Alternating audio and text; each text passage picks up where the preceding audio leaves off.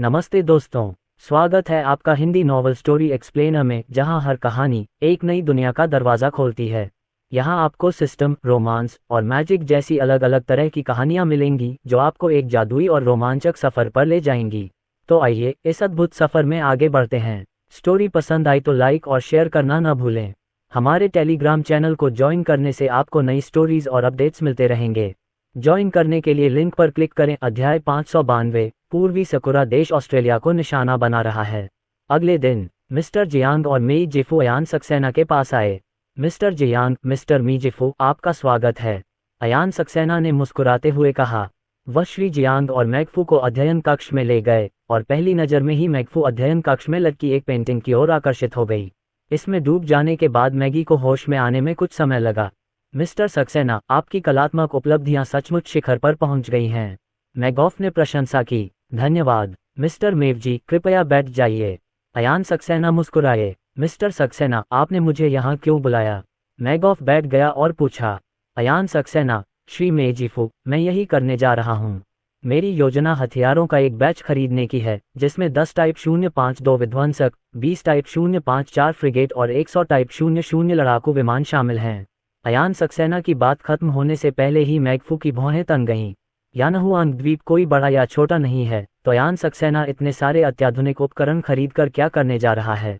श्री सक्सेना, हमारे द्वारा हस्ताक्षरित अनुबंध के अनुसार ये उपकरण आपकी उपकरण सीमा के अंतर्गत नहीं आने चाहिए, मैगी ने गहरी आवाज में कहा। अयान सक्सेना ने मुस्कुराते हुए कहा, यह सही है।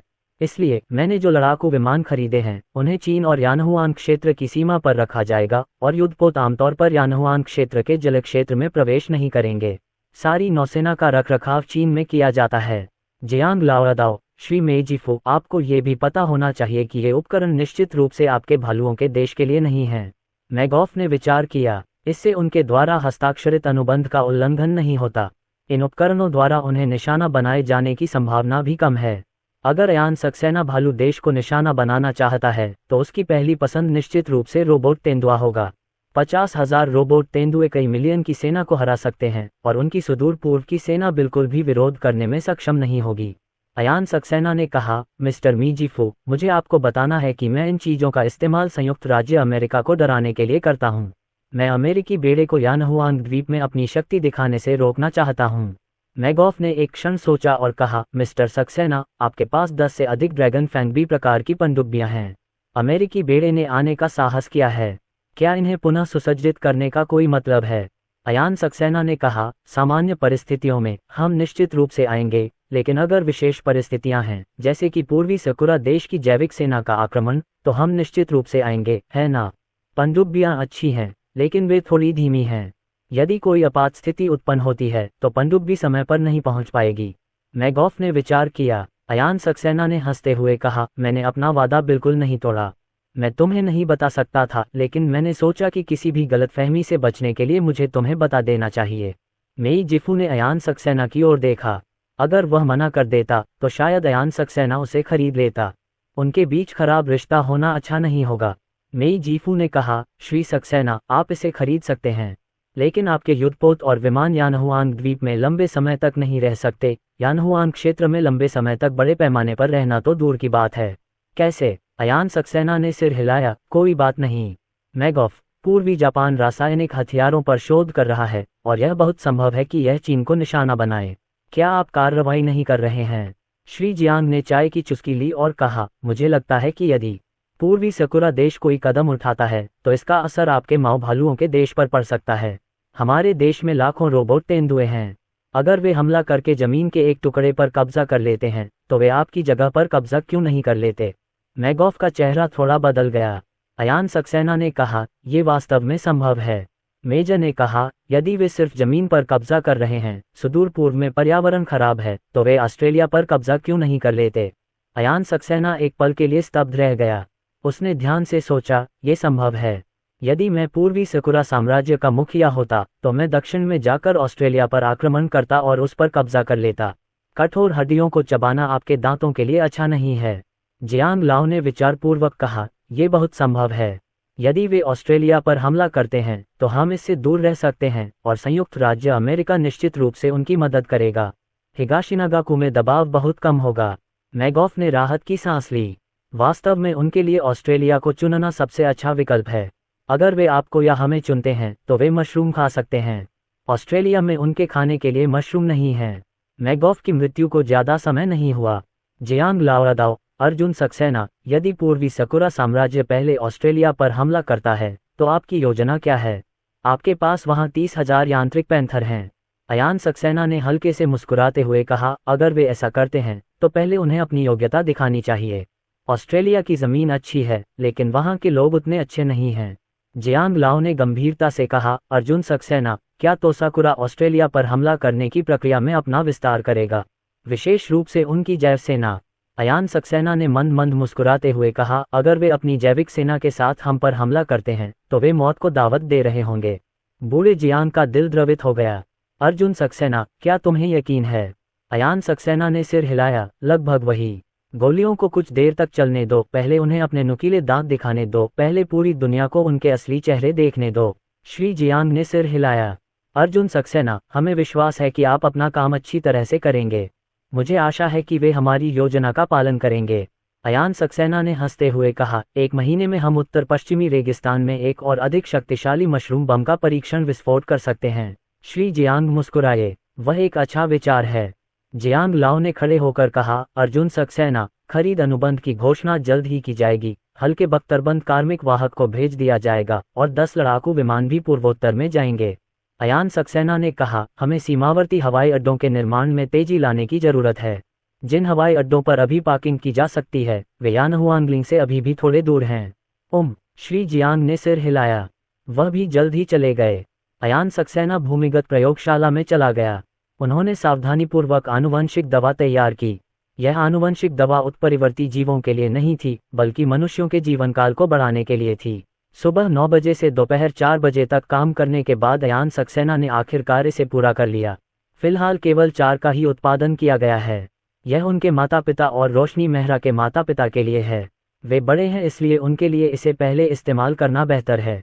रोशनी मेहरा अस्थायी रूप से अनुपलब्ध हैं। वह गर्भवती है। अयान सक्सेना जू के घर दवा की 2 ट्यूब लेकर आए। रोशनी मेहरा, अनिंदिता सक्सेना और लिन डोंग्याओ आज यहाँ खेल रहे थे। पापा देखो। अयान सक्सेना, अनिंदिता सक्सेना और अन्य लोग जल्दी से आए। अयान सक्सेना ने दोनों हाथों में एक एक पकड़ रखा था। क्या तुम्हें पिताजी की याद आती है? अयान सक्सेना ने उसे चूमा और मुस्कुराते हुए कहा। अनिंदिता सक्सेना और बाकी लोगों ने बार बार सिर हिलाया। लिन डोंग्याओ, पिताजी, हमें आपकी बहुत याद आती है ना? हाँ, अनिंदिता सक्सेना ने सिर हिलाया। अयान सक्सेना ने मुस्कुराते हुए कहा, पिताजी किसी व्यावसायिक यात्रा पर नहीं हैं। पिताजी कल और आज व्यस्त थे और उनके पास आपके साथ आने का समय नहीं था, लेकिन अब जब मेरा काम पूरा हो गया है तो मैं आपके साथ कुछ समय बिता सकता हूँ। हाँ, अनिंदिता सक्सेना और अन्य लोग बहुत खुश थे। कुछ देर उनके साथ खेलने के बाद अयान सक्सेना ने राजीव कुमार और सविता मेहरा को एक साथ बुलाया। पापा, मम्मी, मेरे पास आपके लिए कुछ अच्छा है। अयान सक्सेना के हाथों में 2 जेनेटिक दवाएं दिखाई दीं। यह क्या है? राजीव कुमार ने संदेह से पूछा। अयान सक्सेना, ये वह जेनेटिक दवा है जिसे मैंने तैयार किया है। यह मानव जीन में सुधार करती है। इसकी प्रभावकारिता अपेक्षाकृत मजबूत है और अधिकांश लोग इसका उपयोग नहीं कर सकते। यदि आपका शरीर मजबूत है तो आप इसका उपयोग कर सकते हैं। ये जीवन को 30 वर्षों से अधिक तक बढ़ा सकता है। राजीव कुमार और सविता मेहरा बेहद सदमे में थे। क्या आप अपनी आयु 30 वर्ष बढ़ाना चाहते हैं? यदि प्रथम सम्राट के पास ये चीनी भाषा होती तो उसे अंग्रेजी सीखने की आवश्यकता नहीं होती। अध्याय 593 माया परिवार को निशाना बनाने की तैयारी करो। सविता मेहरा ने अविश्वास में कहा, अर्जुन सक्सेना, क्या ऐसी एक छोटी सी छड़ी हमारी उम्र 30 साल बढ़ा सकती है? अयान सक्सेना ने सिर हिलाया। इसे कम मत आंकिए क्योंकि यह बहुत छोटा है। मुझे इस चीज को बनाने में बहुत समय लगा। ये जीन में सुधार करके स्वाभाविक रूप से जीवन को लंबा कर सकता है। रोशनी मेहरा को सुनने में दिक्कत है। वह पास आए और पूछा, हनी, क्या ये सुरक्षित है? यद्यपि आपके पास बहुत अच्छा कौशल है, लेकिन यदि जीन में कोई समस्या है, भले ही आपके पास बहुत अच्छा चिकित्सा कौशल हो, तो भी आप उसे बचाने में सक्षम नहीं हो सकते हैं।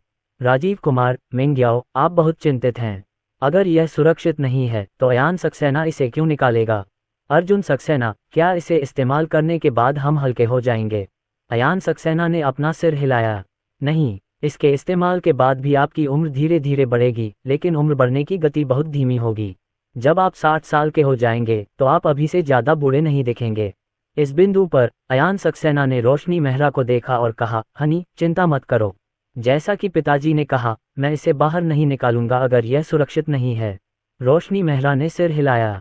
अयान सक्सेना ने जब ये बात कही तो उन्हें 100% विश्वास होना चाहिए। राजीव कुमार ने हंसते हुए कहा, अगर मैं इतनी धीमी गति से उम्र बढ़ने के बाद अचानक बहुत हल्का हो गया तो मैं वास्तव में इसे दूसरों को समझा नहीं पाऊंगा। अयान सक्सेना ने कहा, पिताजी, किसी को मत बताना। मैं नहीं चाहता कि बहुत से लोग मेरे पास आएं और इस दवा के बारे में पूछें। 10,000 के भीतर बड़े पैमाने पर इसका उत्पादन करना असंभव है। इसके अलावा मनुष्य भी सिम्युलेटर नहीं बना सकते। मुझे ये काम स्वयं ही करना होगा। रोशनी मेहरा और अन्य लोगों ने सिर हिलाया। अयान सक्सेना ने मुस्कुराते हुए कहा, चलो मैं इसे तुम्हें दे देता हूँ। इसके इस्तेमाल के बाद तुम्हारी शारीरिक फिटनेस बेहतर हो जाएगी और तुम्हारी ताकत बढ़ जाएगी। ठीक है, राजीव कुमार ने सिर हिलाया। अयान सक्सेना ने जेनेटिक दवा की एक ट्यूब ली। उनके हाथ में एक मेडिकल सिरिंज दिखाई दी। जेनेटिक दवा निकालने के बाद अयान सक्सेना ने राजीव कुमार को उसे उनकी नस में इंजेक्ट करने में मदद की। सविता मेहरा को भी जल्द ही इंजेक्शन मिल गया। अयान सक्सेना ने जो कुछ बनाया है उसे लेकर वह बहुत आश्वस्त हैं। जियाउलिन, मुझे थोड़ा दर्द हो रहा है। मुझे अपने शरीर के अंदर थोड़ी गर्मी महसूस हो रही है।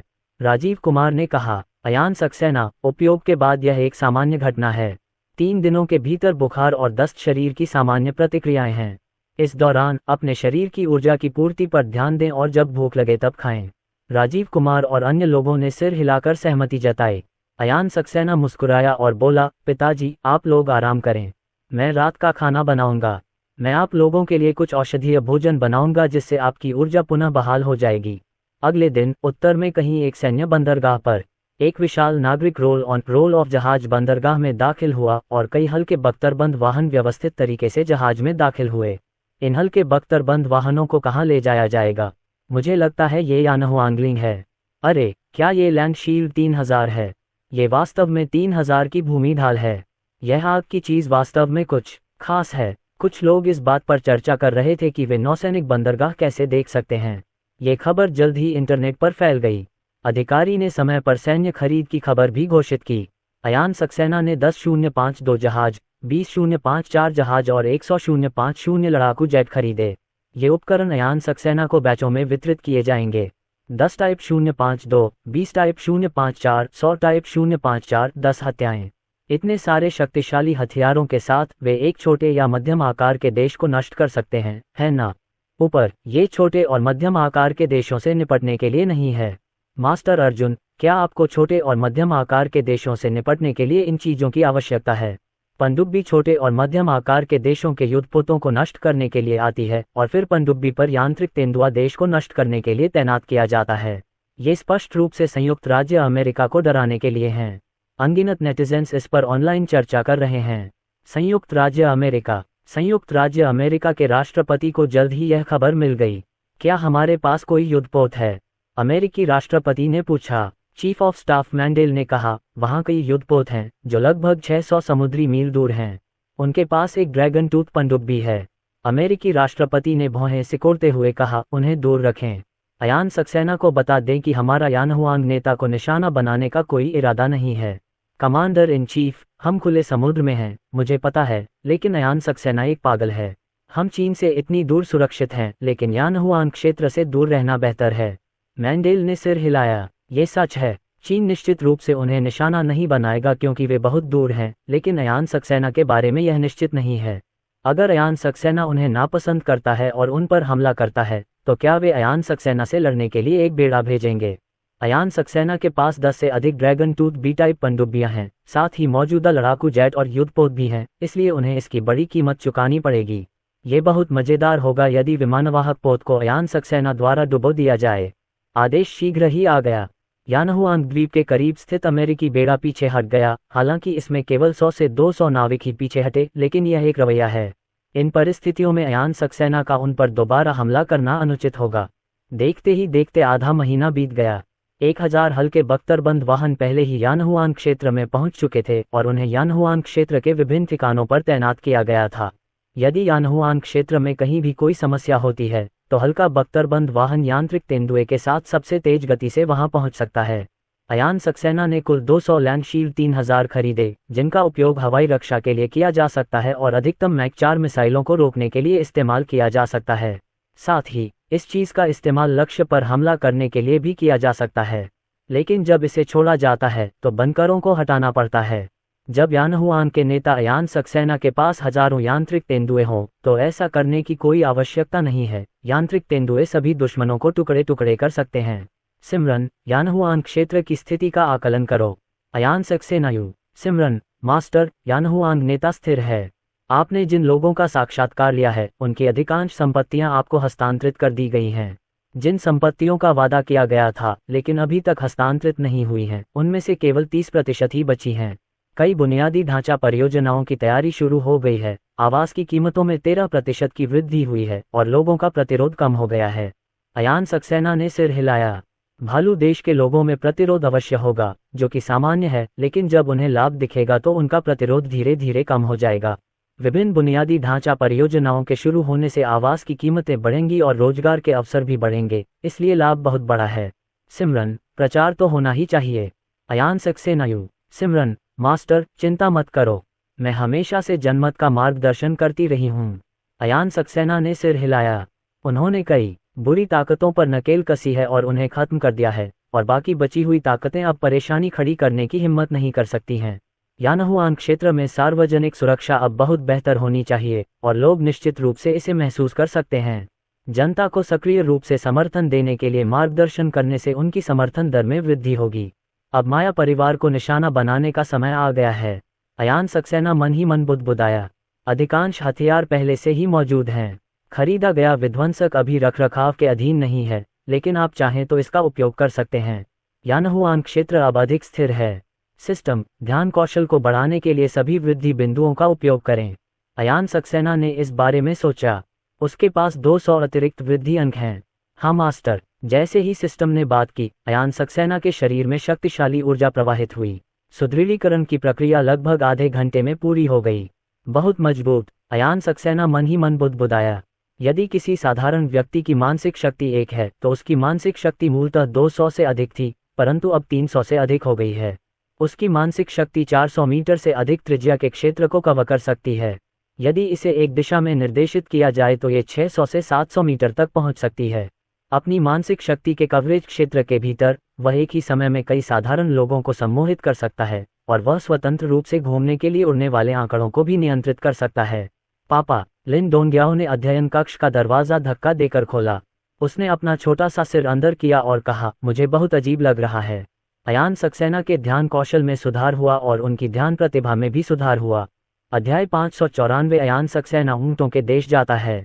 अयान सक्सेना ने अपना हाथ लहराया। डोंग डोंग, अंदर आओ। लिन डोंग्याओ कमरे में दाखिल हुआ। अयान सक्सेना ने आगे बढ़कर उसे अपनी गोद में उठा लिया। डोंग डोंग, यह इतना अजीब क्यों है? लिन डोंग्याओ ने अपना सिर खुजलाया। पिताजी, मुझे नहीं पता, मुझे बस अजीब लग रहा है। पिताजी डॉक्टर हैं। पिताजी आपकी जांच करेंगे। अयान सक्सेना मुस्कुराए। उन्होंने अपनी मानसिक शक्ति का उपयोग करके पाया कि लिन डोंग्याओ की मानसिक शक्ति थोड़ी बढ़ गई थी, लेकिन यह वृद्धि थोड़े समय में बहुत अधिक नहीं थी। प्रतिभा को सुधारने और विकसित होने में अभी भी एक प्रक्रिया लगती है। यदि एक साधारण वयस्क की मानसिक शक्ति 1 है, तो लिन डोंग्याओ की मानसिक शक्ति अब लगभग 80 तक पहुंच गई है, जो पहले हसफ की तुलना में कम नहीं है। हसफ की जन्मजात मानसिक शक्ति अपेक्षाकृत मजबूत है और प्रशिक्षण के साथ लिन डोंग्याओ की मानसिक शक्ति 1.5 साल की उम्र में बहुत मजबूत है। इसके अलावा लिन डोंग्याओ की ध्यान की प्रतिभा में और भी सुधार हुआ है। जैसे जैसे वह ध्यान का अभ्यास करता रहेगा, उसकी मानसिक शक्ति और भी तेजी से बढ़ेगी। डोंग डोंग, क्या तुम ठीक हो? ध्यान के प्रति आपकी प्रतिभा में थोड़ा सुधार हुआ है। यदि आप भविष्य में अधिक ध्यान करेंगे तो आप अधिक बुद्धिमान बनेंगे। अयान सक्सेना ने मुस्कुराते हुए कहा। हाँ। लिन डोंग्याओ ने गंभीरता से सिर हिलाया। मैं अपनी बहन की तरह होशियार बनना चाहता हूँ। पिताजी, क्या आपने अपना काम पूरा कर लिया है? मैं रोबोट के साथ खेलना चाहता हूँ। ठीक है। अयान सक्सेना लिन डोंग्याओ को पकड़कर खड़ा हो गया। लिन डोंग्याओ के साथ 1 घंटे तक खेलने के बाद अयान सक्सेना ने कहा, डोंग डोंग, थोड़ी देर अकेले खेलो। पिताजी को तुम्हारी बहन को लेने जाना है। पिताजी, मैं एक किताब पढ़ने जा रहा हूँ। लिन डोंग्याओ अपनी छोटी सी मेज की ओर दौड़ा। हालांकि वह केवल 1.5 साल का है, लेकिन वह पहले से ही अधिकांश शब्द जानता है। इतनी प्रबल मानसिक शक्ति केवल दिखावे के लिए नहीं है। लिन डोंगियाओ की याददाश्त आम लोगों की तुलना में बहुत मजबूत है। पत्नी, मैं विदेश जा रहा हूँ, अयान सक्सेना ने रोशनी मेहरा से कहा। रोशनी मेहरा ने पूछा, बूढ़े जियाओ, क्या आप फिर से यानहुआंगलिंग जा रहे हैं? अयान सक्सेना ने अपना सिर हिलाया। इस बार मैं यानहुआंग क्षेत्र नहीं जा रहा हूँ, मैं ऊँट देश जा रहा हूँ। रोशनी मेहरा की आंखों में संदेह की झलक थी। ऊँट देश जाना है? लाओ शियाओ, तुम ऊँट देश में क्या करने जा रहे हो? राजकुमार हेल और उनके आदमियों ने आपको आने के लिए आमंत्रित किया है। अयान सक्सेना ने कहा, उन्होंने मुझे बहुत पहले आमंत्रित किया था, लेकिन मैं वहां उनके निमंत्रण के कारण नहीं, बल्कि अन्य कारणों से गया था। आरव कपूर का पहले भी अपहरण हुआ था और यह माया परिवार ने ही किया था। अब उन्हें चोदने का समय आ गया है। रोशनी मेहरा ने आश्चर्य से कहा, अब मैं दुनिया के सभी बड़े परिवारों को जानती हूँ। माया परिवार स्क्विड किंगडम से है न? तुम ऊँट किंगडम जाओ और ऊँट किंगडम को माया परिवार को निशाना बनाने दो। अयान सक्सेना ने कहा, मैं तुम्हें विस्तृत जानकारी नहीं दूंगा। हनी, घर पर हाल फिलहाल कहीं मत जाना, घर बिल्कुल सुरक्षित है। रोशनी मेहरा ने सिर हिलाया। जीक्सी, आजकल स्कूल मत जाओ, उसे भी यह विशेष पसंद नहीं है। अनिंदिता सक्सेना अब प्राथमिक विद्यालय में है, कभी कभी वह जाती है, कभी कभी नहीं जाती। अनिंदिता सक्सेना को किंडरगार्टन बहुत दिलचस्प लगा। किंडरगार्टन में बच्चे जो सीखते हैं वे आमतौर पर खेल और मनोरंजन होते हैं। प्राथमिक विद्यालय में उन्हें कक्षाओं में जाना पड़ता है और जो चीजें वे सीखते हैं वे अनिंदिता सक्सेना के लिए बहुत सरल होती हैं। यानी किंडरगार्टन के बच्चे एक ही क्लास में थे और अनिंदिता सक्सेना अपने दोस्तों के साथ खेलना चाहती थी, इसलिए उसने स्कूल जाने के बारे में सोचा। ठीक है, मैं सिसी को लेने जा रहा हूँ और उसे घर ले जा रहा हूँ। अयान सक्सेना ने रोशनी मेहरा को गले लगाया और मुस्कुराए। आधे घंटे बाद अनिंदिता सक्सेना को घर ले जाया गया। रोशनी मेहरा ने अयान सक्सेना से कहा, बूढ़े, अगर तुम ऊँटों के देश में जाओगे तो क्या तुम्हें कोई खतरा होगा? अयान सक्सेना ने मुस्कुराते हुए कहा, चिंता मत करो, मेरे भंडारण स्थान में 2 दर्जन विमान रोधी मिसाइलें हैं। यदि विमान मिसाइलों से अवरुद्ध हो जाता है तो मैं विमान रोधी मिसाइलों को बाहर निकाल सकता हूँ। मेरे निजी विमान को रडा के साथ संशोधित किया गया है, जो लड़ाकू विमान से भी अधिक शक्तिशाली है। ज़ियाओबे आने वाली मिसाइलों को नष्ट करने के लिए विमान रोधी मिसाइलों को निर्देशित कर सकता है, और उस निजी जेट में आयन शील्ड है। इसे चालू करने पर दुनिया में बहुत कम मिसाइलें हैं जो इसे लॉक कर सकती हैं। रोशनी मेहरा ने सिर हिलाया। प्रिय, तुम कब आ रहे हो? अयान सक्सेना ने कहा, शीशी और अन्य लोगों के सो जाने तक प्रतीक्षा करो। सभी सुरक्षाकर्मी पीछे रहें और मैं सिम्युलेटर और अन्य लोगों को ले जाऊंगा। वह विमान अब वास्तव में एक सिम्युलेटर है, न कि मानव पायलट। यहाँ तक कि अगर दुश्मन पागल हो गया और बड़ी संख्या में मिसाइलों के साथ हमला किया तो वह विमान को छोड़ देगा और खुद उड़ जाएगा और राष्ट्रीय सुरक्षा सुरक्षित रहेगी। प्रिय, आपके पास कोई अंगरक्षक नहीं है? रोशनी मेहरा की भौहें थोड़ी सिकुड़ी हुई थीं। अयान सक्सेना ने मुस्कुराते हुए कहा, मैं अपने आप में ठीक हूँ। अगर मुझे खतरा महसूस होता है तो मैं तुरंत वहाँ से भाग जाऊंगा। अगर दुश्मन मुझे मारने के लिए मशरूम बम का इस्तेमाल भी करता है तो भी यह मुश्किल होगा। राष्ट्रीय सुरक्षा विभाग आपको सुरक्षा के लिए यहाँ रखेगा। कुछ घंटों बाद अनिंदिता सक्सेना और अन्य लोग सो गए। अयान सक्सेना ने अरुण राव को फोन किया और कहा, डायरेक्टर जू, मैं कैमल कंट्री जा रहा हूँ। मुझे अपने साथ राष्ट्रीय सुरक्षा की ज़रूरत नहीं है। मैं बस एक नकली विमान ले सकता हूँ और निकल सकता हूँ। मैं अब कार से एयरपोर्ट जा रहा हूँ। अरुण राव के चेहरे का भाव बदल गया। मिस्टर सक्सेना, ये कैसे संभव हो सकता है? यदि आप अस्थायी रूप से विदेश में रहते हुए किसी खतरे का सामना करते हैं तो क्या होगा? आप कल या परसों वापस क्यों नहीं जाते और पहले किसी को वहां का माहौल जांचने के लिए क्यों नहीं भेजते? इसके अलावा कोई भी इसका पालन नहीं कर रहा है। अयान सक्सेना, कमांडर जू, इस समय मुझे कुछ काम है और राष्ट्रीय सुरक्षा ब्यूरो का मेरे साथ जाना उचित नहीं है। ये तय हो गया। इतना कहकर उसने फोन रख दिया। अरुण राव ने तुरंत मिस्टर जियांग से संपर्क किया। मिस्टर जियांग, मिस्टर सक्सेना अकेले कैमल कंट्री कैसे जा सकते हैं? अगर उनका एक्सीडेंट हो गया तो क्या होगा? बस उसकी बात सुनो। श्री जियांग ने कुछ देर सोचा और कहा। वह जानता था कि अयान सक्सेना की खुद की लड़ने की क्षमता बेहद मजबूत थी और अयान सक्सेना के पास स्टोरेज स्पेस भी था जो कई चीजों से भरा हुआ था। यांत्रिक तेंदुए, लड़ाकू विमान, ड्रोन और सभी प्रकार की मिसाइलें। अयान सक्सेना के भंडारण स्थान में ये सभी चीजें होनी चाहिए। वह अकेला ही एक सेना के बराबर है। मिस्टर जियांग, लेकिन कोई किंतु परंतु नहीं, बस ऐसे ही। ये कहकर मिस्टर जियांग ने फोन रख दिया। अरुण राव सोच में पड़ गए। क्या ऐसा कुछ हो सकता है जो उन्हें पता न हो? अन्यथा मिस्टर जियांग अयान सक्सेना को जोखिम क्यों उठाने देते? 1 घंटे बाद विशाल विमान ने उड़ान भरी। कैमल किंगडम में वापस आकर शेख हैदर और उसके आदमी जल्दी जल्दी काम पर लग गए। उन्हें अयान सक्सेना के लिए एक भव्य स्वागत समारोह की तैयारी करनी थी। अयान सक्सेना ने उड़ान भरने से पहले शेख हैदर को सूचित किया। हाय मिस्टर सक्सेना, यहाँ क्यों आए हैं? सदमान ने पूछा। सदमान अभी भी युवराज थे, लेकिन वे पहले से ही सत्ता में थे और उनके पिता उम्र में बड़े थे, इसलिए उन्हें बहुत सारी शक्तियां सौंपी गई थीं। मुझे बिल्कुल नहीं पता। शेख हैदर ने अपना सिर हिलाया। सदमान, क्या आपने हाल ही में मिस्टर सक्सेना को आमंत्रित किया है? शेख हैदर ने सिर हिलाया। मैं उन्हें हर महीने आमंत्रित करता हूँ, लेकिन आखिरी बार मैंने मिस्टर सक्सेना को आधे महीने पहले आमंत्रित किया था। मुझे उम्मीद नहीं थी कि मिस्टर सक्सेना अचानक आएंगे। सदमान ने कुछ सोचते हुए कहा, विदेश जाना जोखिम भरा काम है। चूंकि मिस्टर सक्सेना विदेश जा रहे हैं तो जरूर कोई बहुत जरूरी काम होगा। नियंत्रण के लिए 3000 रोबोट तेंदुओं को हवाई अड्डे पर तैनात करें और सभी संदिग्ध स्थानों की जांच के लिए सभी पुलिस को तैनात करें। इसके अलावा श्री सक्सेना से पूछें कि क्या उन्हें अपने साथ लड़ाकू विमान की आवश्यकता है। शेख हैदर ने सिर हिलाया। सैडमैन, हम हाल ही में धीमे नहीं रहे हैं, है न? शेख हैदर ने अपना सिर हिलाया। शायद नहीं। वह बहुत पैसा कमा रहा था, तो फिर वह अयान सक्सेना की उपेक्षा क्यों करेगा? अयान सक्सेना की नज़र में वह वित्तीय प्रायोजक हैं और उनकी नज़र में अयान सक्सेना एक नेक इंसान भी हैं। अध्याय 595 लड़ाकू विमान हमला। स्क्विड किंगडम, माया परिवार। प्रिय, अयान सक्सेना विदेश जाने के लिए विमान में सवार हो गया है और उसका गंतव्य कैमल कंट्री है। माया परिवार का एक मध्यम आयु वर्ग का व्यक्ति। उसके सामने खड़ा बूढ़ा आदमी तस्फू माया, माया परिवार का मुखिया है।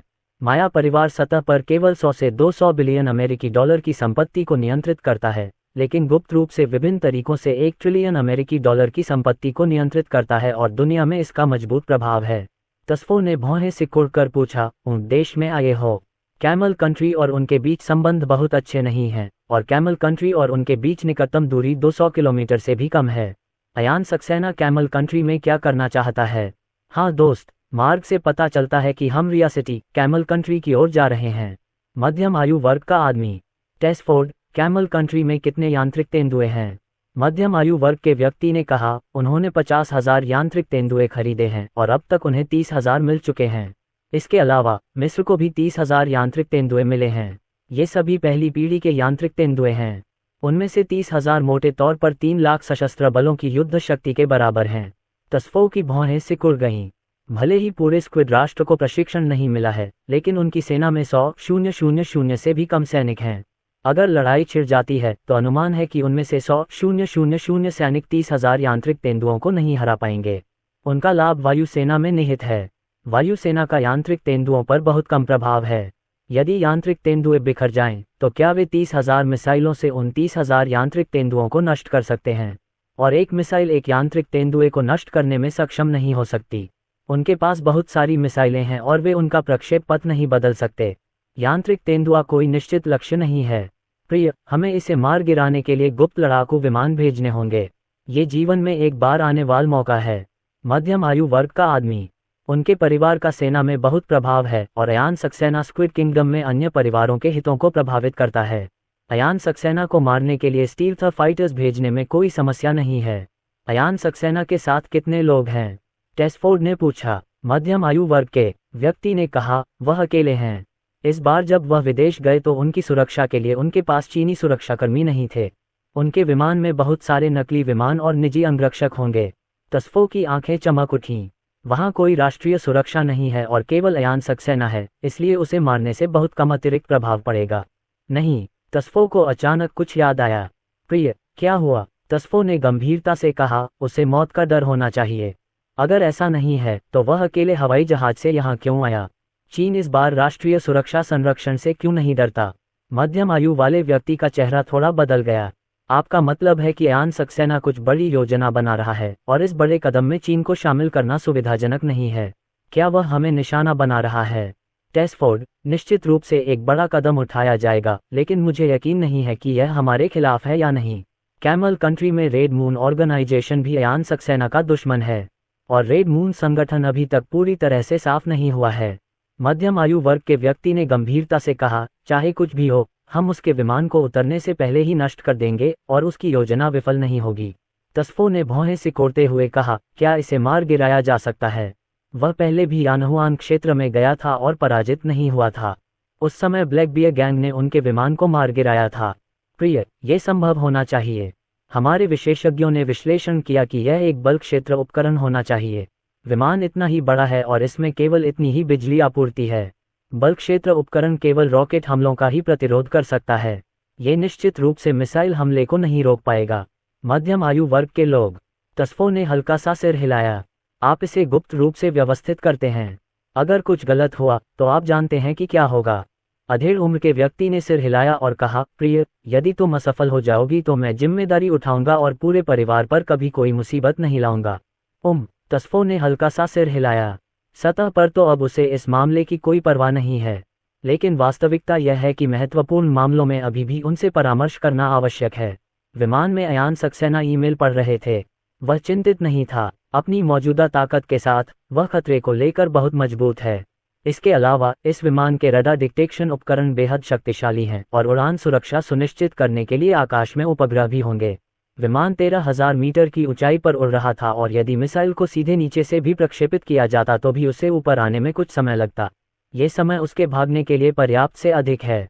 आपातकालीन बचाव पॉड को 2 सेकंड में तैनात किया जा सकता है। मुझे पता चलने से पहले ही 8 या 9 घंटे बीत गए।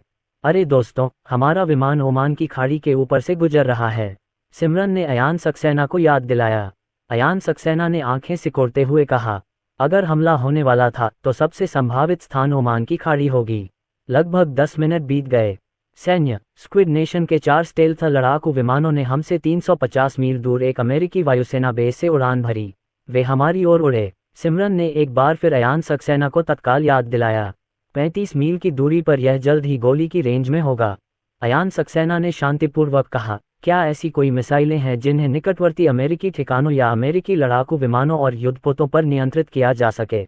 हाँ करता हूँ, सिमरन ने कहा। अयान सक्सेना, उन्हें मार गिराने के लिए 8 मिसाइलें दागो। चूंकि वे अमेरिकी वायुसेना अड्डे से उड़े थे, इसलिए उन्हें मार गिराने के लिए अमेरिकी मिसाइलों को नियंत्रित करना अमेरिका की जिम्मेदारी है। ऐसे में अमेरिका अपनी कड़वाहट को निगलने के अलावा कुछ नहीं कर सकता। ठीक है यार, सिमरन ने कहा। मध्य पूर्व में अमेरिका के कई सैन्य अड्डे हैं और स्वाभाविक रूप से उसके पास हवाई रक्षा प्रणालियां भी हैं। अचानक 8 मिसाइलें आसमान में उड़ीं और तेज गति से 4 विमानों की ओर उड़ीं। अरे, हम बाहर बंद हो गए। अमेरिका ने हम पर हमला करने के लिए मिसाइलें क्यों दागीं? चारों स्टेल्थ लड़ाकू विमानों के पायलट घबरा गए। वे अभी भी अयान सक्सेना के विमान से 2000 मील दूर थे और आने वाली मिसाइल उनसे केवल 1010 मील दूर थी। यह मिसाइल इतनी तेज है कि यह उनके लड़ाकू विमानों को भी मार गिरा सकती है। जल्द ही वे मदद के लिए पुकारने लगे। उन्होंने अमेरिका की ओर से आने वाली 8 मिसाइलों को विस्फोटित करने का प्रयास किया, लेकिन उनकी मदद की गुहार अनसुनी कर दी गई। बेकहम ने उनके और बाहरी दुनिया के बीच सभी तरह के संपर्क तोड़ दिए। जल्दी से बाहर निकलो। मिसाइलें निकट आ रही थीं और उन सभी ने फायर किया। Boom boom. चारों स्टेल्थ लड़ाकू विमान बीच हवा में ही उड़ा दिए गए। जब 8 मिसाइलों ने 4 लड़ाकू विमानों को निशाना बनाया तो कोई रहस्य नहीं रहा। लानत है, पायलट ने हवा में गाली दी। वे समझ नहीं पा रहे थे कि अमेरिका उन पर हमला क्यों करेगा। यदि उन्हें थोड़ा और समय दिया जाता तो वे मिसाइलें दागने में सक्षम हो जाते। 4 लड़ाकू विमान 30 मिसाइलें ले जा सकते थे। उन्हें आदेश मिला कि वे अपने सभी हथियारों का उपयोग करके अयान सक्सेना के विमान पर हमला करें। यार, सभी 4 लड़ाकू विमान नष्ट हो गए, सिमरन ने कहा। अयान सक्सेना ने हल्का सा सिर हिलाया। उन्हें खतरे का हल्का सा आभास हुआ, लेकिन 4 लड़ाकू विमानों के नष्ट हो जाने के बाद ये खतरा टल गया। क्या तस्फो और अन्य लोगों को खबर मिल गई? उनके 4 स्टेल्थ लड़ाकू विमान वास्तव में नष्ट हो गए और यह अमेरिकी मिसाइलें ही थीं जिन्होंने उन्हें नष्ट किया। पिताजी, यह अवश्य ही अयान सक्सेना की बुद्धि का परिणाम होगा। क्या अमेरिका अयान सक्सेना को बर्खास्त करेगा? तस्फो ने भौहें सिकोड़ी। वे ऐसा नहीं करेंगे। हमारा विमान उनके वायुसेना बेस से उड़ा था। अगर यह हाथ से निकल गया तो उनके पास खोने के लिए ज्यादा कुछ नहीं होगा और अयान सक्सेना को जज करना बेकार है। वह इस बात से बिल्कुल भी नहीं डरता। अध्याय 596। ये झूठी खबर है। संयुक्त राज्य अमेरिका। मैंडेल जल्दी से अमेरिकी राष्ट्रपति के कार्यालय में पहुंचे। सेनापति बाहर आ गए हैं, मंडेल ने उत्सुकता से कहा। संयुक्त राज्य अमेरिका के राष्ट्रपति, घबराओ मत। एक दिन क्या हुआ, मुझे बताओ, क्या हुआ? हमारी मिसाइलों ने स्क्विड नेशन के 4 स्टेल्थ लड़ाकू विमानों को मार गिराया। यूनाइटेड स्टेट्स के राष्ट्रपति, उन्होंने अविश्वास से कहा। क्या आपको यकीन है? ये कैसे संभव है? मैंडेल ने सिर हिलाया। स्क्विड नेशन ने हमारा एयर बेस उधार लिया था। वे अयान सक्सेना के विमान पर हमला करना चाहते थे, लेकिन अचानक 8 मिसाइलें उड़ गईं और 4 विमान दूर तक उड़ने से पहले ही नष्ट हो गए। मिसाइल को मानव खुफिया तंत्र द्वारा नियंत्रित किया गया होगा। अमेरिकी राष्ट्रपति कुछ देर चुप रहे और फिर बोले, ये फर्जी खबर है। स्क्विड ने हमारे ठिकानों पर कब्जा नहीं किया, न ही उन्होंने मिसाइल हमले किए। ये पूरी तरह से फर्जी खबर है।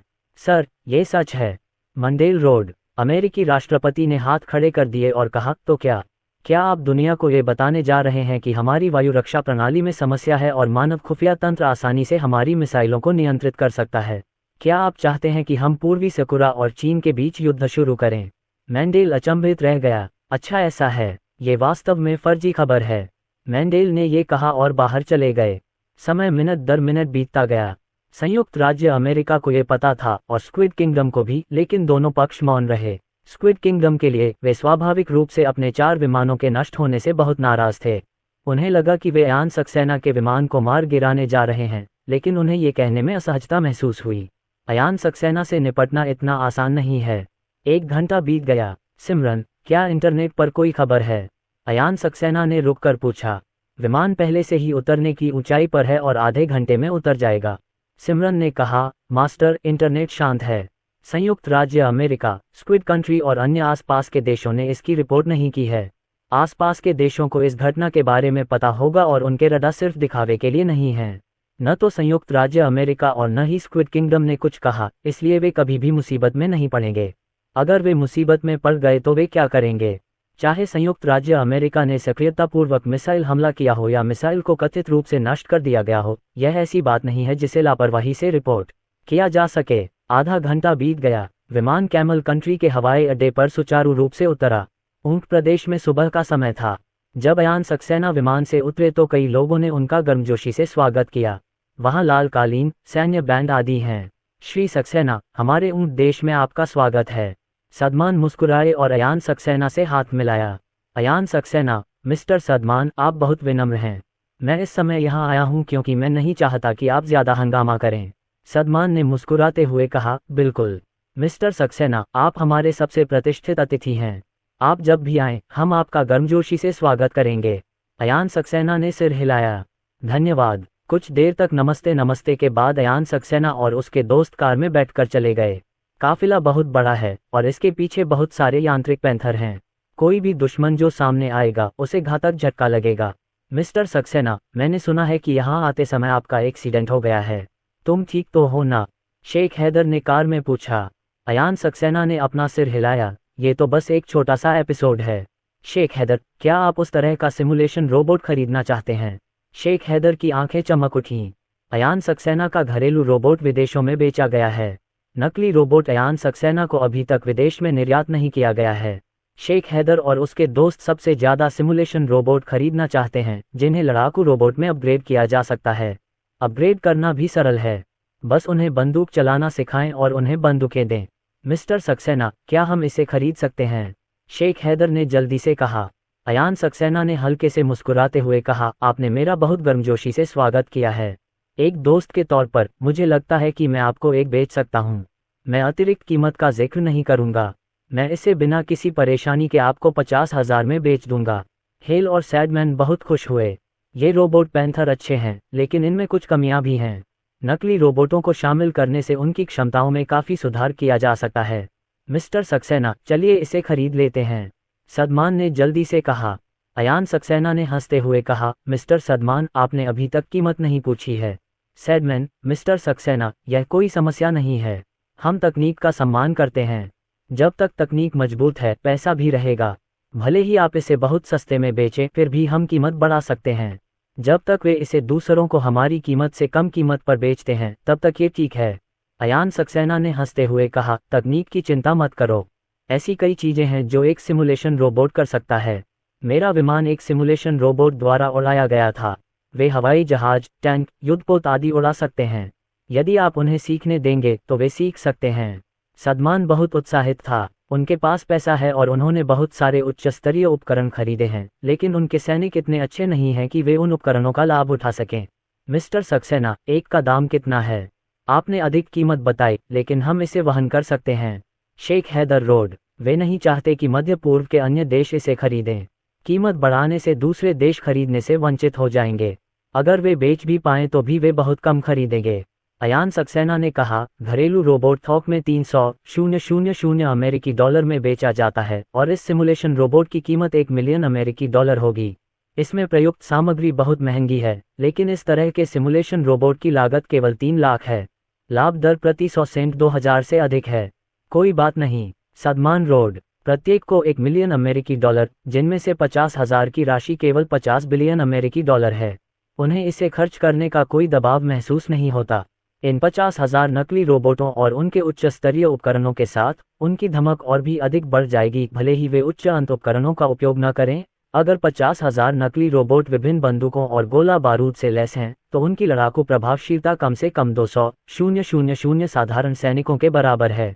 200,000 की साधारण सेना को समर्थन देने में कितना खर्च आता है? रोबोट सिमुलेशन का 10 गुना उपयोग करने में निश्चित रूप से कोई समस्या नहीं है। यदि आप गणित के हिसाब से देखें तो इसकी कीमत 50 बिलियन अमेरिकी डॉलर है। अयान सक्सेना, हम कल एक प्रेस कॉन्फ्रेंस आयोजित कर सकते हैं और ये 50,000 सिमुलेशन रोबोट एक दिन के भीतर ही स्थापित हो जाएंगे। अरे, सदमान ने सिर हिलाया। समय की अवधि लंबी नहीं होती। उन्होंने संयुक्त राज्य अमेरिका से उपकरण खरीदे और कई बार उन्होंने बहुत पैसा खर्च किया, लेकिन उन्हें उपकरण का 10% से भी कम प्राप्त हुआ, जो कि केवल सुरक्षा शुल्क का भुगतान करने के बराबर था। शेख हैदर ने पूछा, श्री सक्सेना, जहां तक हम जानते हैं, ड्रैगन टूथ बी पनडुब्बी की युद्ध क्षमता बहुत अच्छी है। मुझे आश्चर्य है कि क्या हम ये पनडुब्बी खरीद सकते हैं? अयान सक्सेना, ड्रैगन फैंग बी पनडुब्बी हमारी नहीं है। अगर आप इसे खरीदना चाहते हैं तो आपको चीनी अधिकारियों से संपर्क करना होगा, लेकिन मुझे नहीं लगता कि मैं फिलहाल इसे बेचूंगा। कि एक शर्म की बात है। शेख हैदर रोड, सदमान ने पूछा, श्री सक्सेना, इस बार आप यहाँ क्यों आए हैं? अगर हम आपकी कोई मदद कर सकते हैं तो हमें बताइए, हम आपकी पूरी मदद करेंगे। अयान सक्सेना, मिस्टर सदमान, बस इतना ही। मैं यहाँ मौज मस्ती करने और कुछ चीज़ें बेचने आया हूँ। लेकिन अब स्थिति अलग है। आज आप मुझे हेलीकॉप्टर से उत्तर पश्चिमी सीमा पर भेज दीजिए। सदमान और अन्य लोग एक दूसरे की ओर देखने लगे। अयान सक्सेना सिर्फ इसी वजह से तो यहाँ नहीं आएगा। अयान सक्सेना पहले कब यहाँ सामान बेचने आया था? अगर अयान सक्सेना पर यहाँ आते समय हमला नहीं हुआ होता तो शायद वह इसे नहीं बेचते। मिस्टर सक्सेना, आइए वहाँ और अधिक यांत्रिक तेंदुए भेजें। सदमान रोड, उत्तर पश्चिम में उनके पास बहुत सारे रोबोट तेंदुए हैं। इसका एक बड़ा हिस्सा परिवहन विमान द्वारा भी ले जाया जा सकता है। अयान सक्सेना ने सिर हिलाया, कोई ज़रूरत नहीं, मैं अपना बदला खुद लूंगा। अध्याय 597। ऊंट राष्ट्र के साथ एक समझौते पर हस्ताक्षर। देर रात तक माया परिवार के मुखिया तस्फू को नींद नहीं आई। उनकी उम्र 70 या 80 के आसपास है और वे आमतौर पर जल्दी सो जाते हैं, लेकिन आज रात वह सो नहीं सका। अयान सक्सेना को मारने के लिए गुप्त रूप से 4 लड़ाकू विमान भेजे गए, लेकिन चारों लड़ाकू विमानों को मिसाइलों से मार गिराया गया। संयुक्त राज्य अमेरिका का अभी भी कोई रवैया नहीं है। तस्फो ने अपना माथा रगड़ते हुए पूछा। हाँ पिताजी, हमारे लड़ाकू विमानों ने उनके ठिकानों से उड़ान भरी। वे बहाने बना रहे हैं। मुझे लगता है कि वे इसे नाक पर चुटकी बजाते ही स्वीकार कर लेंगे। तस्फो के सबसे बड़े बेटे क्वैडी ने कहा। तस्फो ने भौहें सिकोड़ते हुए पूछा, क्या कैमल कंट्री में कोई असामान्य हलचल है? क्विडी, ऊंट राष्ट्र ने अयान सक्सेना का भव्य स्वागत किया। इसके अलावा उन्होंने फिलहाल कोई बदलाव नहीं किया है। सीमा पर यांत्रिक तेंदुओं को हटाए जाने के कोई संकेत नहीं हैं। पिताजी, अयान सक्सेना को शायद पता नहीं होगा कि यह सब हमारे माया परिवार ने किया है। वह निश्चित रूप से हमारे स्क्विड राष्ट्र को निशाना बनाने की हिम्मत करेगा। तस्फो ने गहरी आवाज में कहा, अयान सक्सेना निश्चित रूप से ऐसा करने की हिम्मत करेगा। संयुक्त राज्य अमेरिका, पूर्वी सकुरा देश, ऑस्ट्रेलिया, ब्रिटिश साम्राज्य, वह किसको भड़काने की हिम्मत नहीं करेगा। उसने भालू देश से जमीन का एक बड़ा टुकड़ा भी किराए पर लिया है। भले ही रूस अस्थायी रूप से बहुत पैसा कमा ले, लेकिन लंबे समय में वे निश्चित रूप से पैसा खो देंगे। क्वैडी ने कहा, पिताजी, सो जाए, मैं आप पर नजर रखूंगा। अगर कोई असामान्य हलचल हुई तो मैं आपको जगा दूंगा। मैं सो नहीं सकता। तस्फो ने अपना सिर हिलाया। मुझे हमेशा ऐसा लगता है कि कोई आपदा आएगी जो हमारे परिवार को नष्ट कर देगी। कुवैदी ने कहा, पिताजी, मुझे ऐसा नहीं लगता। हमारा परिवार स्क्विड देश का शीर्ष परिवार है। राजनीति, व्यापार और सेना में हमारी मजबूत ताकत है। अगर कुछ हुआ तो मैं अकेले ही उसे संभाल लूंगा। तस्फू चिंतित थी। हो सकता है कि पहले आप इसे स्वयं संभाल सकते थे, लेकिन अब जब हमने अयान सक्सेना पर हमला किया है तो मुझे डर है कि आप इसे और नहीं संभाल पाएंगे। कुवैत, हमारे परिवार का कारोबार पूरी दुनिया में फैला हुआ है और हमारे परिवार के कई सदस्य भी विदेश में हैं, इसलिए हमारा परिवार नष्ट नहीं होगा। ऐसा ही हो। तसफो ने गहरी सांस ली। अगर अयान सक्सेना व्यक्तिगत रूप से नहीं आते तो भी ठीक था, लेकिन अब जब अयान सक्सेना व्यक्तिगत रूप से आ गए हैं तो उन्हें हमेशा लगता है कि चीजें इतनी सरल नहीं हैं। रात धीरे धीरे बीत गई। अयान सक्सेना एक आलीशान महल में जागा। उसे सोते समय हमला होने की चिंता नहीं थी। अपनी मौजूदा ताकत के साथ वह अगर सो भी गया तो मौत के खतरे के प्रति संवेदनशील होगा। इसके अलावा इस महल की सुरक्षा में हजारों यांत्रिक तेंदुए तैनात हैं। आकाश में कई ड्रोन भी हैं। यदि कोई असामान्य बात होगी तो ज़ियाओबेई उसे तुरंत सूचित करेगी। प्रिय लिन, तुम इतनी जल्दी उठ गईं। तुम कल रात बहुत देर से सोई थीं। मुझे लगा कि तुम दोपहर को उठोईं। शेख हैदर ने उत्साह से कहा। वह सुबह सुबह अयान सक्सेना के घर पहुंच गया। अयान सक्सेना ने मंद मंद मुस्कुराते हुए कहा, इतनी देर तक सोना बहुत हो गया। शेख हैदर, सिमुलेशन रोबोट के खरीद समझौते पर हस्ताक्षर करने के लिए जल्दी से एक प्रेस कॉन्फ्रेंस करो। उसके बाद मैं घूमूंगा। ठीक है। शेख हैदर ने सिर हिलाया।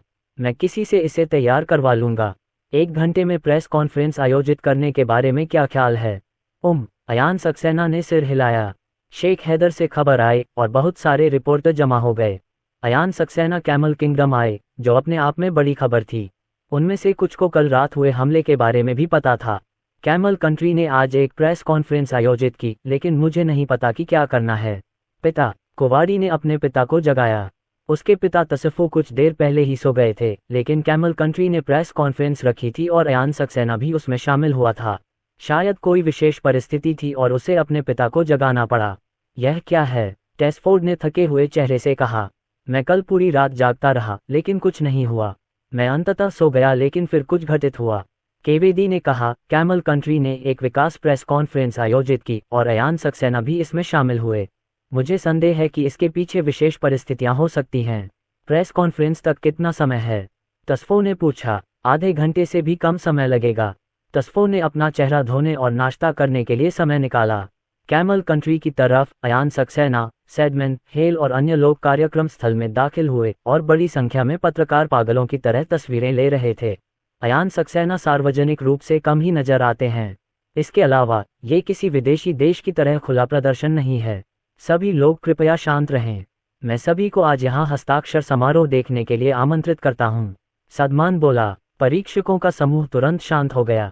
यद्यपि सदमान केवल कैमल का राजकुमार था, वह पहले से ही इस भूमि का वास्तविक शासक था और सत्ता का उच्च पद रखता था। सभी लोग, अनुबंध पर हस्ताक्षर करने से पहले आइए हम श्री सक्सेना का स्वागत करें। वह एक महान विद्वान, गणितज्ञ, सुलेखक, संगीतकार, चित्रकार हैं। उनकी यात्रा हमारे ऊंट देश के लिए सम्मान की बात है। वह हमारे ऊंट देश का शाश्वत मित्र है।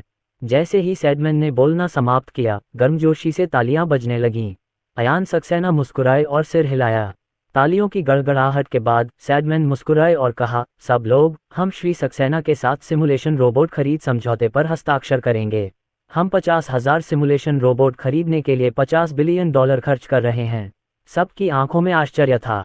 कैमल कंट्री ने पहले ही 50,000 यांत्रिक तेंदुए खरीद लिए हैं। जुबू ने 50,000 सिमुलेशन रोबोट और खरीदे।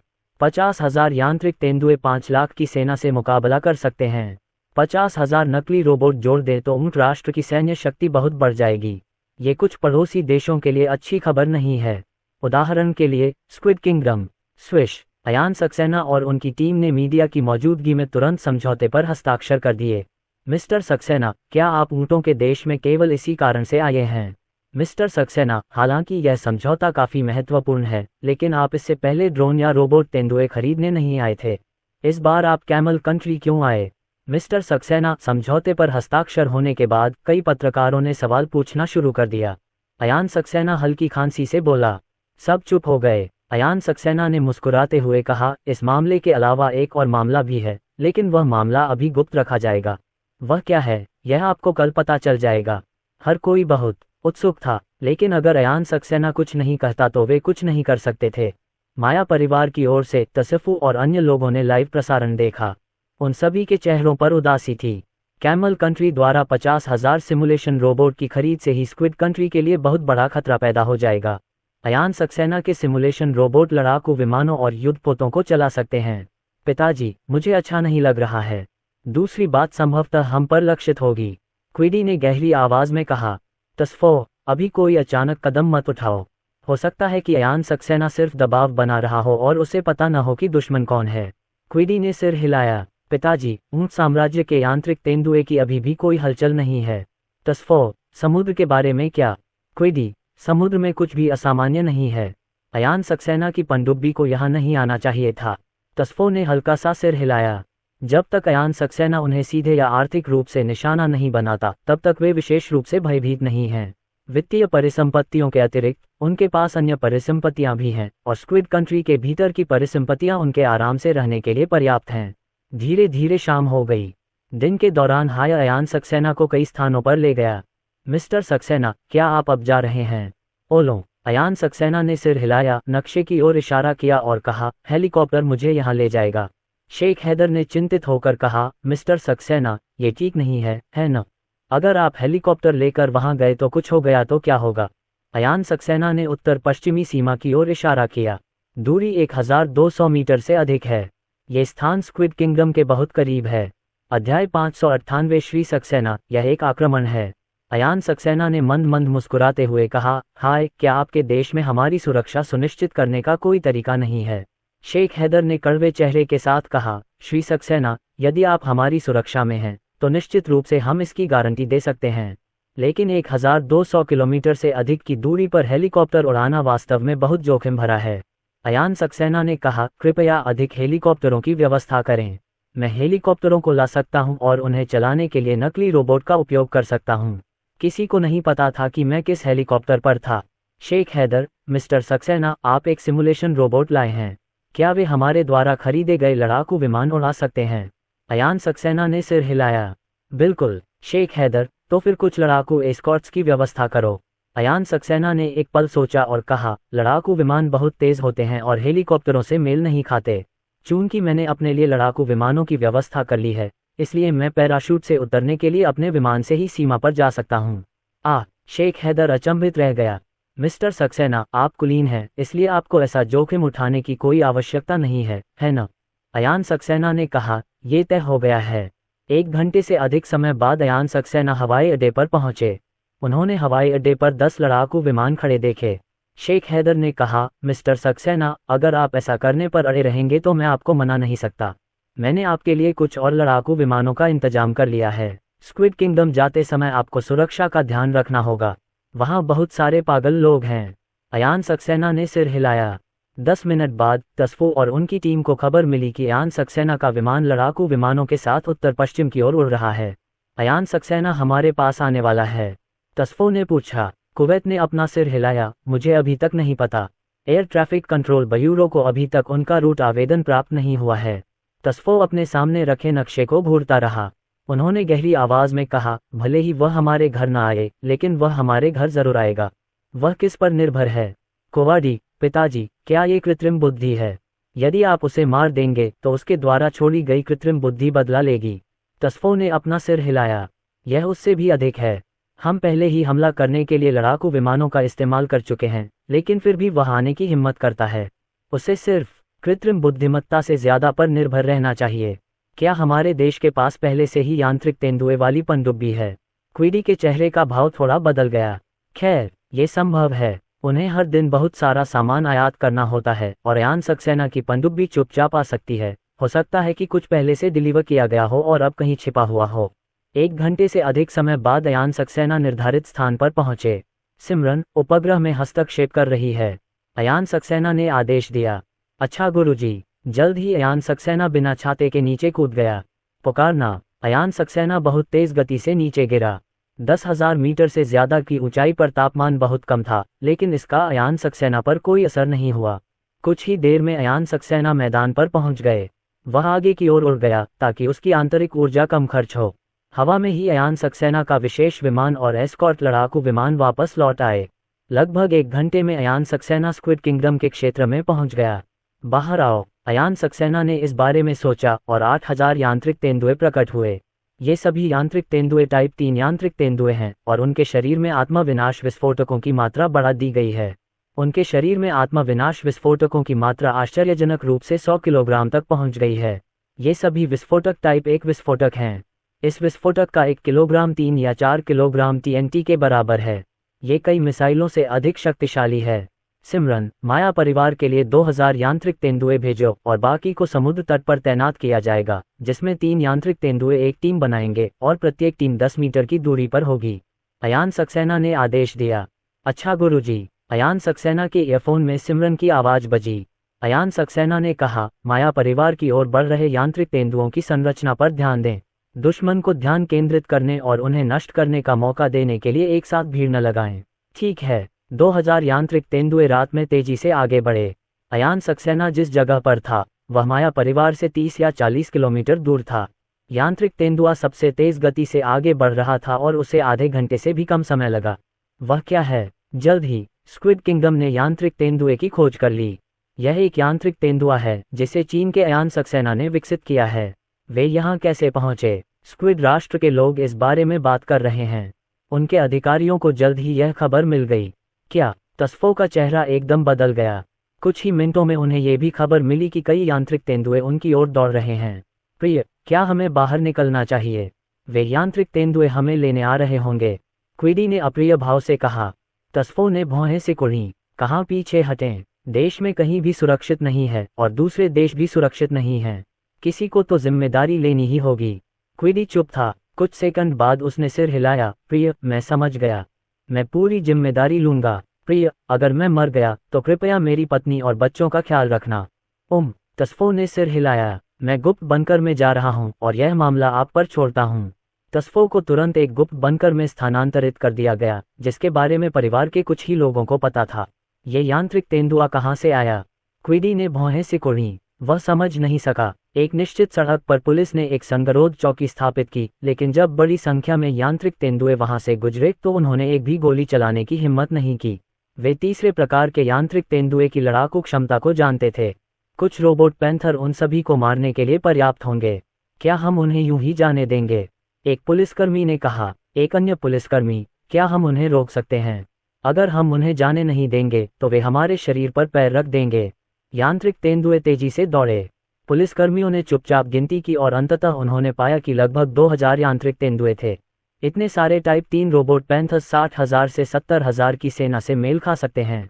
6 डिवीजनों के बराबर। उनके पास पुलिसकर्मियों की संख्या बहुत कम है, यहाँ तक कि यदि पूरे शहर की सारी पुलिस और सैनिक भी इकट्ठे हो जाएं, तो भी वे उन्हें हरा नहीं पाएंगे।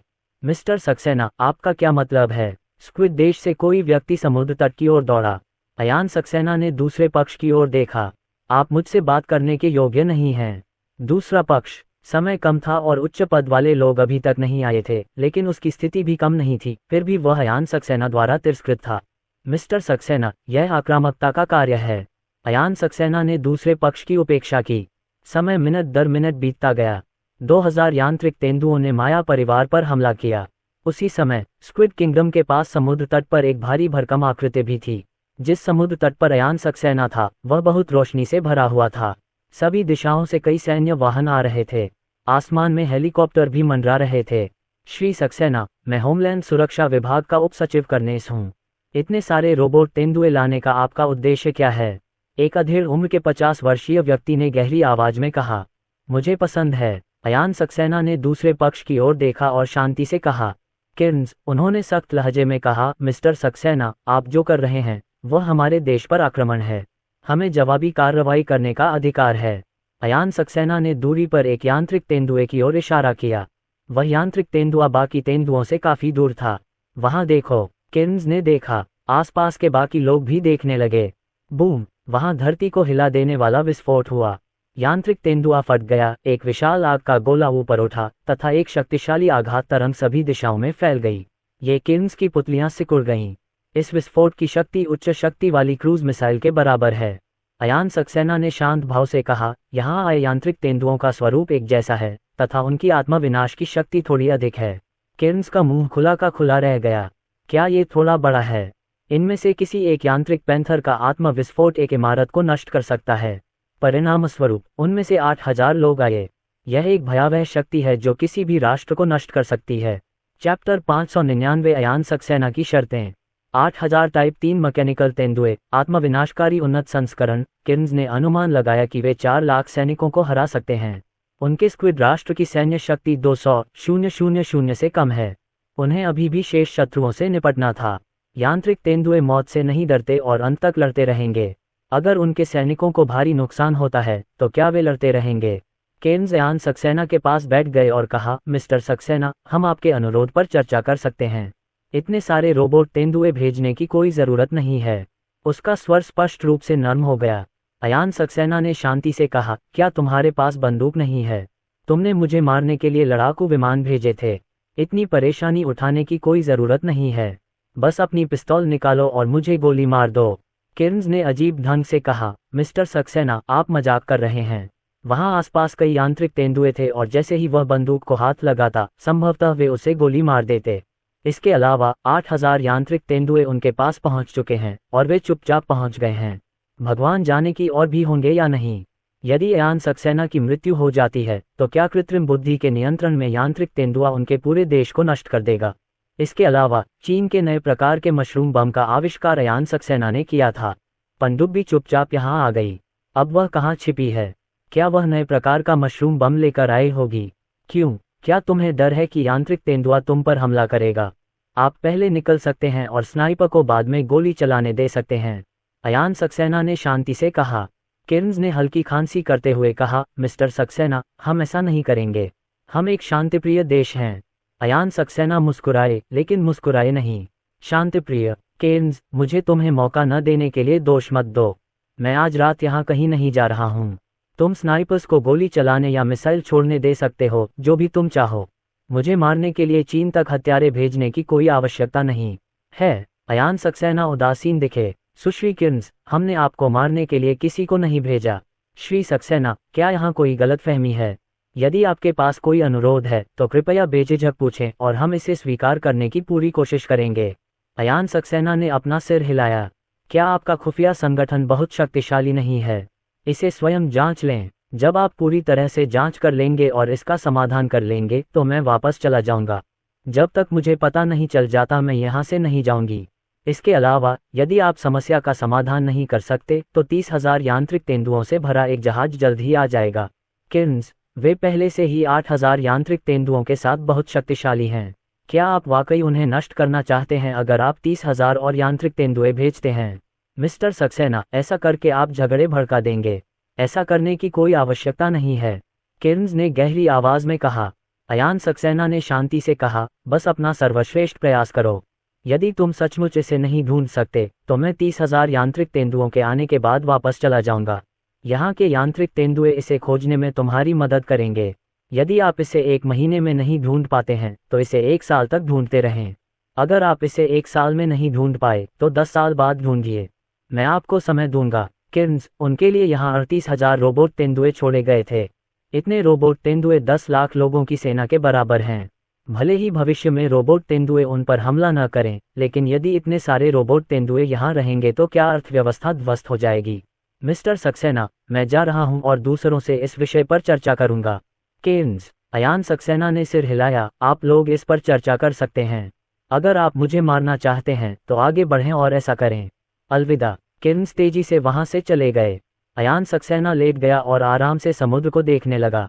सबसे नज़दीकी मैकेनिकल तेंदुआ उससे 3 या 4 मीटर की दूरी पर था। अगर स्नाइपर ने गोली चलाई तो उसके आसपास कोई कवर नहीं होगा। केर्न्स एक कमांड कार में पहुंचे। उन्होंने तुरंत अपने वरिष्ठ अधिकारियों को स्थिति की सूचना दी।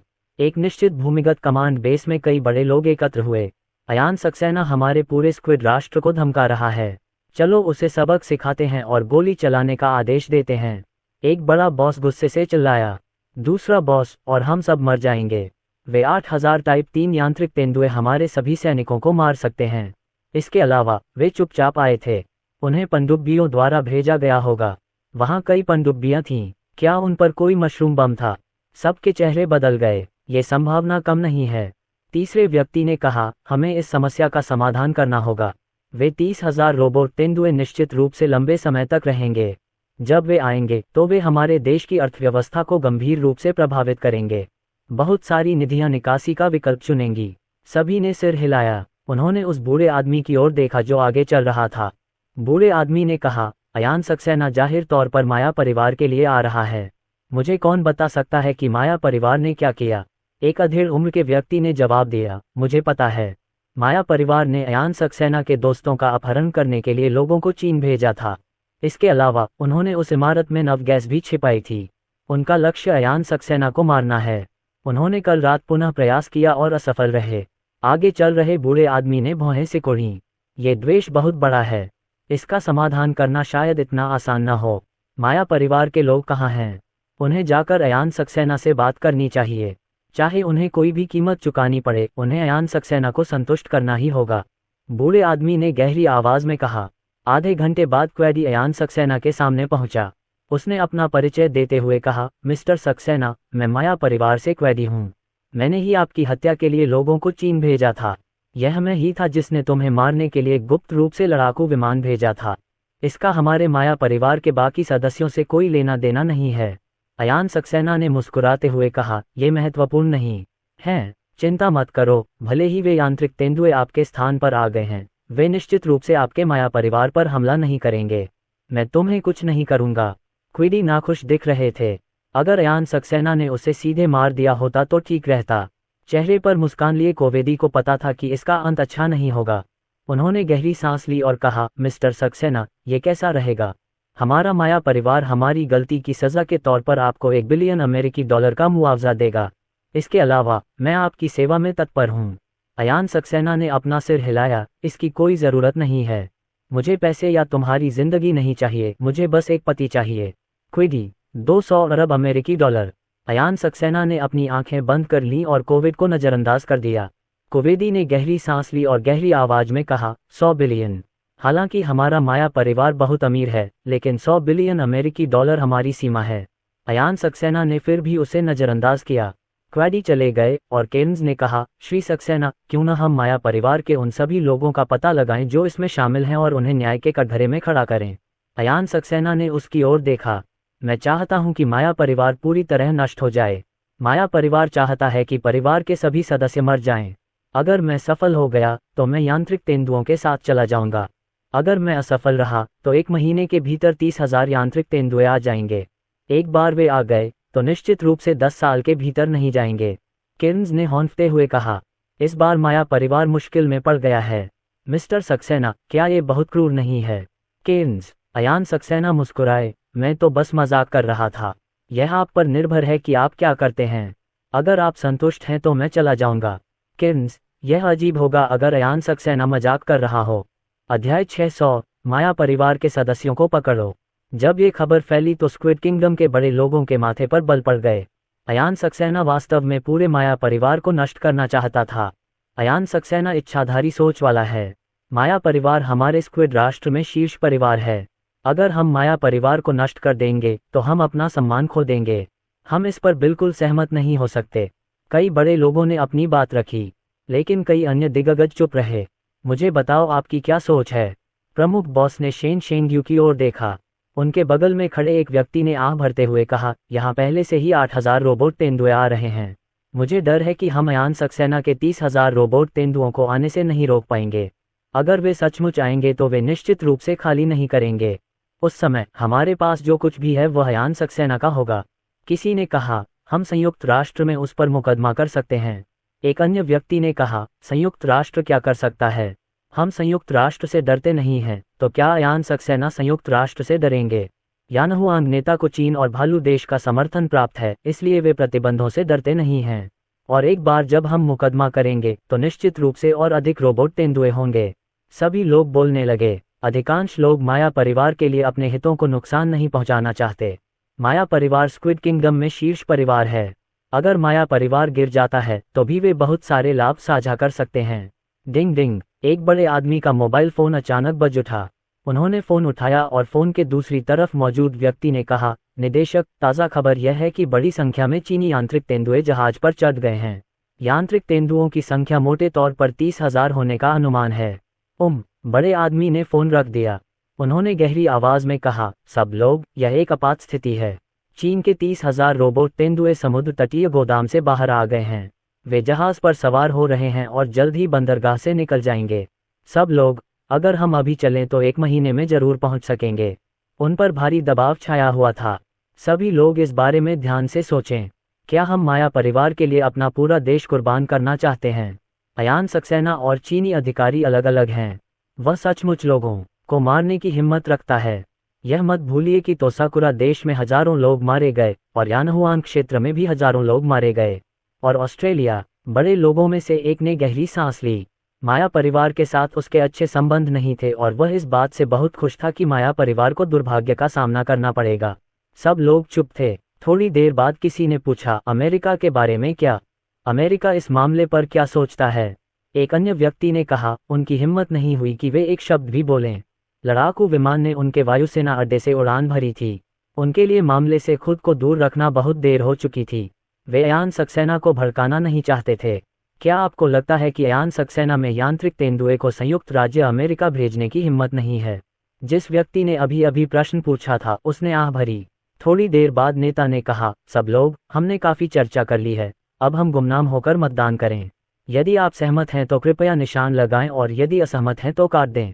सभी ने सिर हिलाया। मतदान के परिणाम जल्द ही सामने आ गए, जिसमें 80% से 90% लोग सहमत थे। ये संख्या सभी की उम्मीदों से कहीं अधिक थी। उन्होंने अनुमान लगाया कि केवल 60% से 70% लोग ही इससे सहमत थे। इस स्थिति के होने की एक ही संभावना है। कुछ लोग माया परिवार के पक्ष में बोलते हुए दिखते हैं, लेकिन असल में वे ऐसा नहीं सोचते।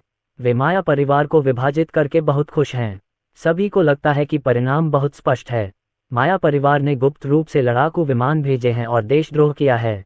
माया परिवार के सभी मुख्य सदस्यों को गिरफ्तार करने के लिए तुरंत सशस्त्र बल भेजें। प्रमुख बॉस ने गहरी आवाज में कहा, ऐसा करने से उनकी प्रतिष्ठा तो गिरेगी, लेकिन 30,000 रोबोट तेंदुओं के आने की तुलना में ये कुछ भी नहीं होगा। आदेश शीघ्र ही आ गया। स्क्विड साम्राज्य के कई सैनिकों ने विभिन्न स्थानों पर लोगों को जल्दी से गिरफ्तार कर लिया। माया परिवार के सभी मुख्य सदस्यों को एक एक करके गिरफ्तार कर लिया। आप क्या कर रहे हो? आप ऐसा नहीं कर सकते। कुवेदी ने ऊंची आवाज में कहा कि बड़ी संख्या में सैनिक उनके परिवार मुख्यालय में आ चुके हैं। पकड़ लो। गिरफ्तारी दल का नेतृत्व करने वाले कमांडर ने स्पष्ट रूप से कहा।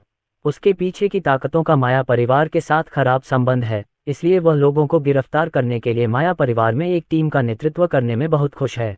तुम्हारी हिम्मत कैसे हुई? क्विडी ने गुस्से से कहा। कमांडर ने कहा, सभी लोग ध्यान से सुनो। यदि माया परिवार विरोध करता है तो आप उन्हें गोली मार सकते हैं। हाँ। आसपास खड़े कई सैनिक चिल्लाने लगे। माया परिवार मुख्यालय के लोगों को एक एक करके गिरफ्तार किया गया। कमांडर ने क्वेडी के चेहरे पर थप्पड़ मारा और कहा, तुम्हारे पिता कहाँ हैं? मुझे मत बताओ कि मिस्टर तस्फो एक परिवार नहीं है। क्वेडी ने दांत पीसते हुए कहा, मेरे पिता सचमुच अच्छे नहीं हैं। क्विडी, तुम्हें हमारे तरीके पता होने चाहिए। क्या तुम मुझे अभी बताना चाहती हो या मुझे उन्हें तुम्हें नीचे ले जाने देना चाहिए और पहले तुम्हारा ठीक से इलाज करना चाहिए और फिर तुम मुझे बाद में बता सकती हो? कमांडर ने आधी मुस्कान के साथ कहा, मेरे पिता को वास्तव में अपने परिवार की परवाह नहीं है। क्विडी रोड। कमांडर मुस्कुराया और कहा, मैं तुम्हें इसी तरह पसंद करता हूँ। उसे ले जाओ और उसके साथ अच्छा व्यवहार करो। क्विडी को एक किनारे वाले कमरे में ले जाया गया। जल्द ही अंदर से चीखें सुनाई देने लगीं।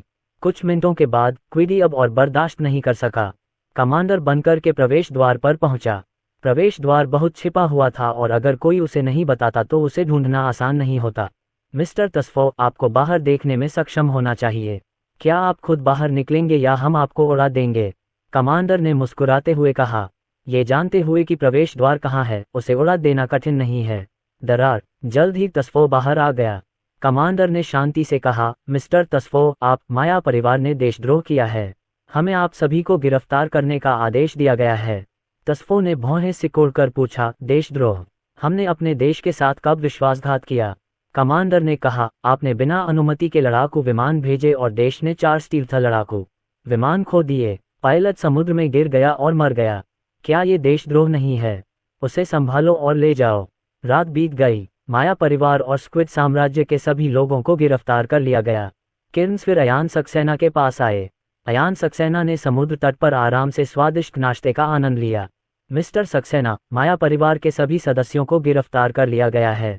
आप बुद्धिमान हैं और आपको विवरण पता होना चाहिए। किर्न्स रोड। अयान सक्सेना ने अपना सिर हिलाया, पूरी तरह से नहीं।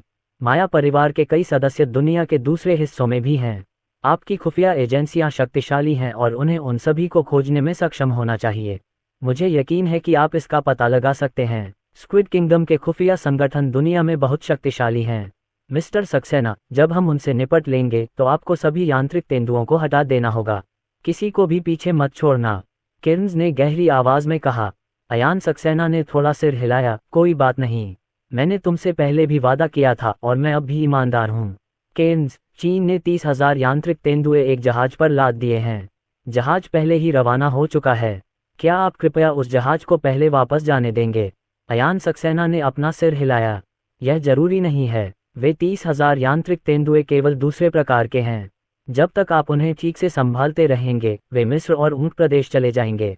टाइप 2 मैकेनिकल तेंदुए की युद्ध क्षमता बहुत कमजोर है, लेकिन फिर भी 30,000 टाइप 2 मैकेनिकल तेंदुए और 8,000 टाइप 3 मैकेनिकल तेंदुए को अपने देश को नष्ट करने में कोई समस्या नहीं होगी। मिस्टर सक्सेना, क्या आप स्थान बदलना चाहेंगे? आप माया परिवार के सदस्यों के गुप्त मुकदमे को देख सकते हैं। केर्न्स रोड, अध्याय 601, माया परिवार नष्ट हो गया। अयान सक्सेना ने मुस्कुराते हुए कहा, मुझे मुकदमा देखने जाने दो। क्या तुम्हें यकीन है अगर रास्ते में मुझे गोली मार दी गई तो तुम स्क्विड राष्ट्र बड़ी मुसीबत में पड़ जाओगे? केर्न्स का चेहरा थोड़ा बदल गया।